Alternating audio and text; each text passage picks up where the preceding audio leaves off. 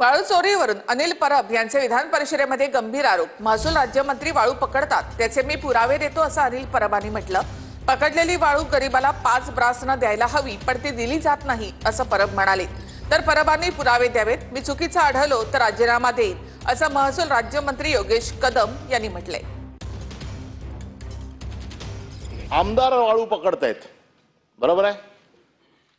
आमदार देखील लोकसेवेच्या व्याख्येमध्ये बसतो, पण महसूल राज्यमंत्री वाळू पकडतायत आणि मी तुमच्याकडे 5 प्रकरणं देतो पुढच्या 3 दिवसात। वाळू पकडले त्या ठिकाणचे फोटो, त्या ठिकाणचा एंट्री, जिकडे एंट्री होते ना की बाबा आज महसूल मंत्र्यांनी राज्यमंत्र्यांनी व्हिजिट केली, तिकडचा तुम्हाला अहवाल ती कॉपी देतो। आणि या बाबतीमध्ये त्यांच्याकडे जे काही पुरावे आहेत त्यांनी ते माननीय अध्यक्ष महोदयांकडे द्यावेत, त्यांनी ते माननीय मंत्री महोदयांकडे द्यावेत।